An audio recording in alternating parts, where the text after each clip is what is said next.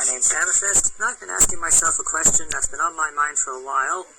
Do I like Star Wars? To start things off, I better summarize my history with the franchise.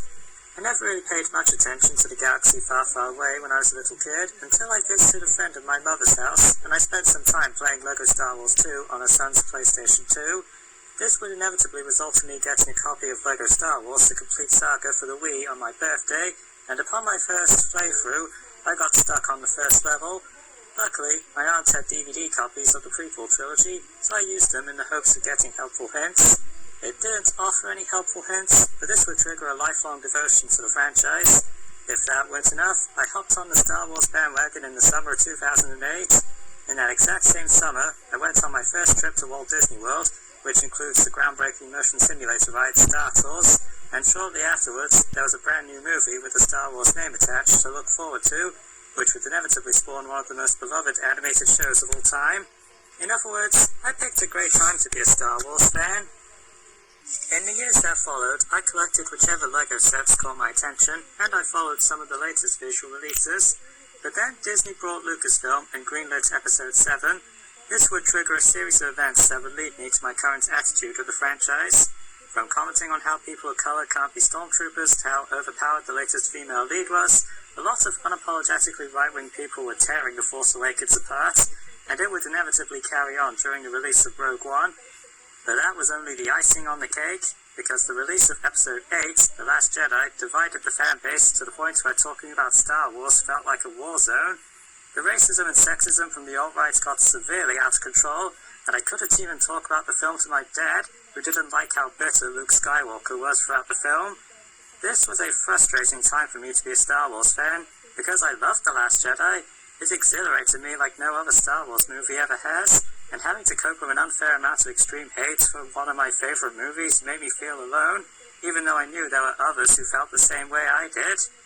But my love for Star Wars wouldn't officially die until 2019, when Episode 9, The Rise of Skywalker, released, and was hated by both alt-right and left-leaning audiences. I tried to ignore the backlash and cherish what felt like a thrill ride at the time, but I couldn't talk about the film to my own brother, who hated the reveal about Rey's parents. Because of this, I avoided all opportunities to talk about this film, and throughout the 2020s, my enthusiasm for Star Wars was starting to deflate.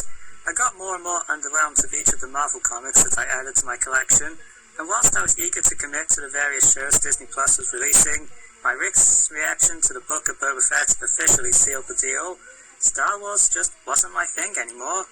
At this point, I was begrudgingly watching the next few releases because I wanted my brother to be happy, and whilst LEGO Star Wars: The Skywalker Saga is a great LEGO game, I have a feeling I would have loved it a lot more if it was attached to another LEGO franchise.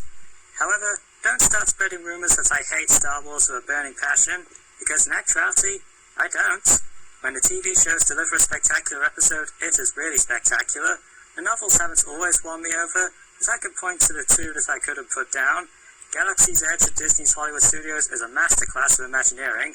The one Marvel title I will forever commit to is Dr. Opera, because Star Wars media inspired by Indiana Jones is too irresistible for me. And even though my last marathon of the 9 movies was absolutely tedious, my love for The Force Awakens and The Last Jedi has not died.